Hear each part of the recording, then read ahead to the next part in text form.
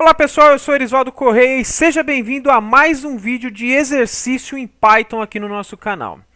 E no vídeo de hoje, nosso exercício número 4, nós vamos fazer uma brincadeira de testar um número, certo? Então nós vamos pedir para o usuário que ele digite um número qualquer e que ao digitar esse número, nós vamos verificar se o número é igual, maior ou menor, no caso diferente do número que está armazenado na nossa variável, certo?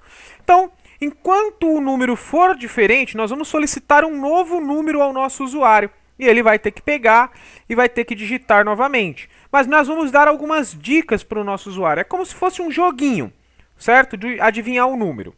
Então, nós já sabemos que vamos precisar da estrutura de repetição enquanto, como o próprio enunciado diz, e vamos precisar também das estruturas de decisão, ok?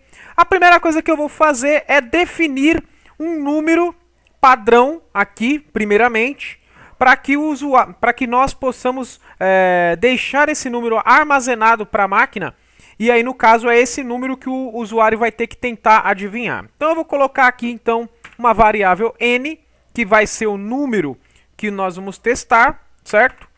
E eu vou colocar aqui, por exemplo, o número 10. Então, eu estou atribuindo o número 10 para a minha variável n, certo?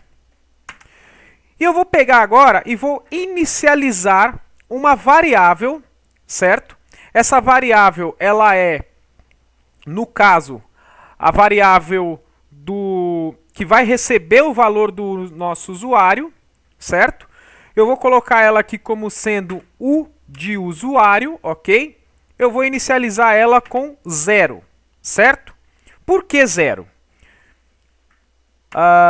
Porque eu sei que no caso aqui, 0 é diferente de 10, ok? Então, não tem nenhum problema. Eu poderia ter inicializado ela com 1, com 5, com 11, mas vamos colocar ela com 0. Por quê? Vou colocar agora aqui o método while, certo? E vou dizer assim: enquanto o número armazenado na variável do computador. Então vamos colocar aqui, ó, depois desse n, um comentário. Este é o número do computador ou da máquina. E aqui vamos colocar um comentário. Este será o número digitado pelo usuário. Ok? É sempre bom você ter esses comentários, eu já frisei isso em outras aulas, para que você possa entender o passo a passo do seu próprio código. Ok? Então vamos colocar aqui, enquanto n, que é o número do computador, for diferente, então sinal de diferente é um sinal de exclamação e um sinal de igual, do número digitado pelo usuário, então a gente vai criar agora aqui uma estrutura de loop. Então, eu vou fazer o seguinte: a variável u do usuário vai receber, nesse momento, um tipo inteiro pelo método input e vamos passar uma mensagem para o usuário, para que ele digite um número, certo? Então, digite um número entre 1 e 20. 2 pontos. Aí você deve estar se perguntando, por que eu estou colocando a mensagem agora aqui dentro do loop? Eu não coloquei ela pedindo antes aqui na variável u. Porque no caso, já no momento que o programa inicializar, perceba que eu estou inicializando uma variável com 10 e a outra eu estou inicializando com 0.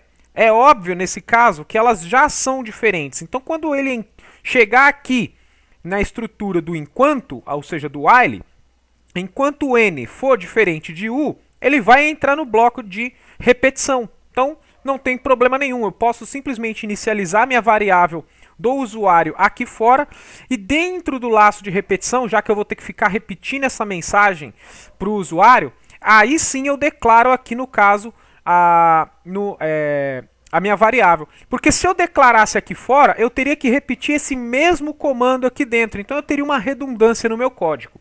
Certo? Então é mais fácil eu inicializar ela zerada, certo? De uma forma que eu sei que o meu comando vai entrar no loop e aí eu coloco ela aqui no loop. Uma vez que toda vez que o usuário digitar um número diferente aqui, a gente vai ter aqui no caso o retorno do nosso loop. A gente pode até fazer um teste aqui, ó. E eu coloco assim, ó. Vou colocar aqui fora, certo? Print. Terminou. Ok? É só uma parte aqui. Opa, print. Só para a gente verificar como que está funcionando. Vou mandar executar. Run EZ4. Ó, percebe que ele vai. Entrou aqui. Se eu colocar, eu sei que o número ali é 10. Se eu colocar 5, ele vai pedir de novo. Se eu colocar 20, ele vai pedir de novo. Se eu colocar 10, ó, terminou.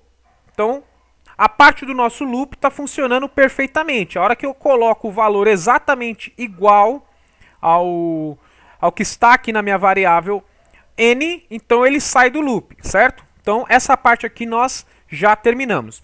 Agora, eu quero fazer o seguinte, eu quero fazer um teste. Porque eu quero dizer para o meu usuário se ele acertou, se ele não acertou, certo? Se ele digitou um número maior ou se ele digitou um número menor. Então eu vou utilizar os comandos if. Aí eu posso colocar assim, ó, if n foi igual. Aí lembrando que nesse caso, como eu tenho dois sinais de iguais, eu estou verificando uma igualdade e não atribuindo. Então, se n for igual a u, então dois pontos. Vamos colocar a mensagem print. Opa, print. Você acertou o número. Aí aqui nesse terminou, a gente pode até trocar aqui e colocar assim, ó, fim de jogo. Certo? Então, beleza. Agora, eu quero dizer para o usuário se ele está colocando um número maior ou um número menor. Então, se ele não digitou um número igual, é porque ou ele jogou maior ou ele jogou menor. Então eu posso vir aqui e colocar um elif. Coloco aqui o elif, dois pontos. Não, dois pontos não, desculpa.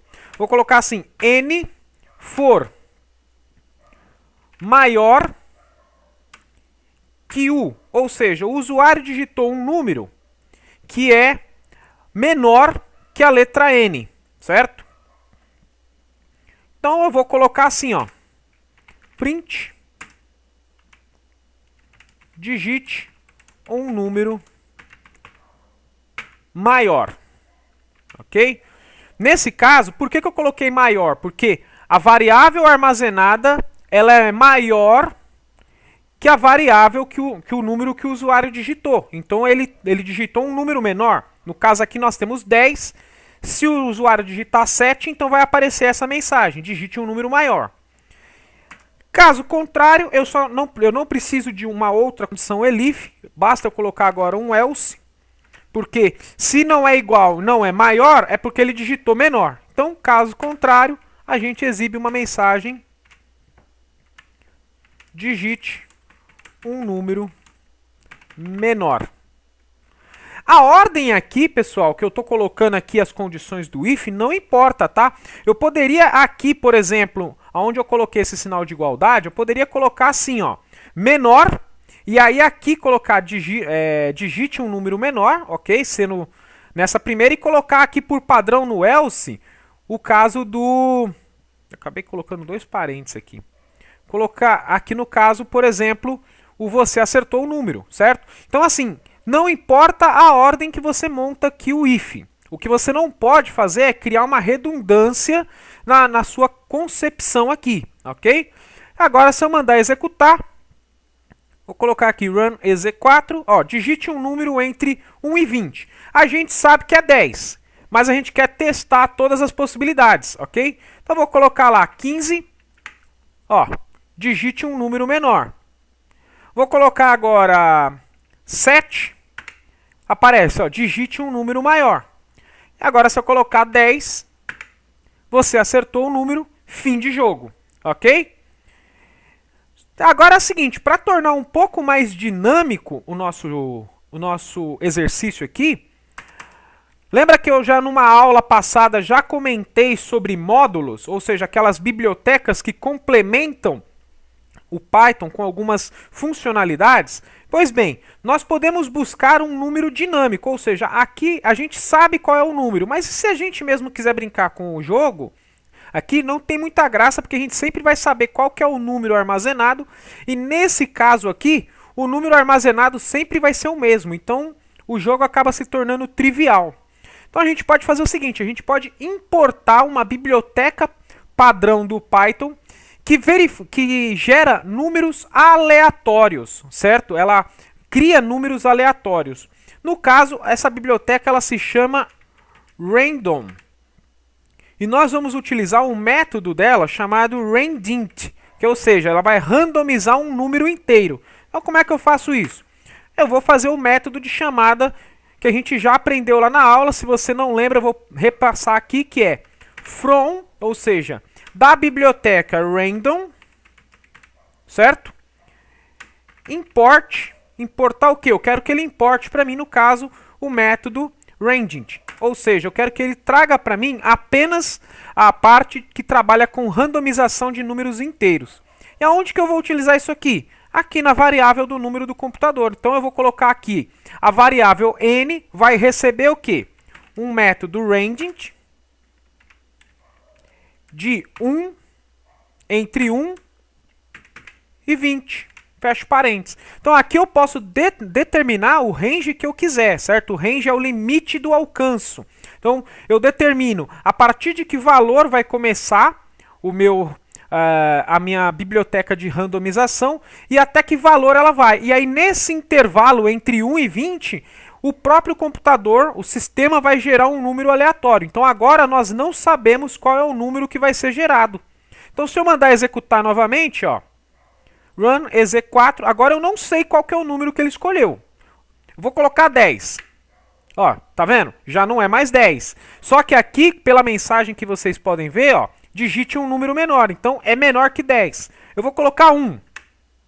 Digite um número maior. Vou colocar 5 aqui. Vamos lá, uma hora a gente acerta. Que agora ele pediu um número maior. E tá, ó, não é 5 e não é 10. É menor que 10 e é maior que 5. A gente tem aí o 6, o 7, o 8 e o 9. Vou colocar aqui o 8. Ó, acertamos. Você acertou o número, fim de jogo. Se eu mandar executar novamente, já é um outro número. Eu vou colocar o 8. Ó, digite um número menor. Já não é mais o 8. Vou colocar aqui 4. Vamos colocar agora um 5. Você acertou. Ok? Então, esse foi o nosso exercício resolvido de hoje. E eu gostaria de deixar um desafio para você. Como que você vai poder melhorar esse joguinho aqui? Eu quero que você faça um contador. Cada vez que o usuário fizer uma tentativa de digitar um número, caso ele erre o valor, ele vai receber uma tentativa nesse contador. Então, por exemplo, primeira tentativa, segunda tentativa, terceira. Na hora que o usuário acertar o valor, além da mensagem, você acertou o número, fim de jogo, é para você exibir uma mensagem colocando a seguinte frase: você utilizou X tentativas. Então, é um contador onde você vai contabilizar quantas tentativas o usuário vai precisar para poder pegar e realizar esse joguinho. Consegue fazer? Faz aí, deixa nos comentários que eu vou tentar corrigir para você e verificar como que está o seu aprendizado. Deixa seu like, se inscreve no canal, dúvidas também deixe nos comentários. Um forte abraço, até a nossa próxima aula. Fui!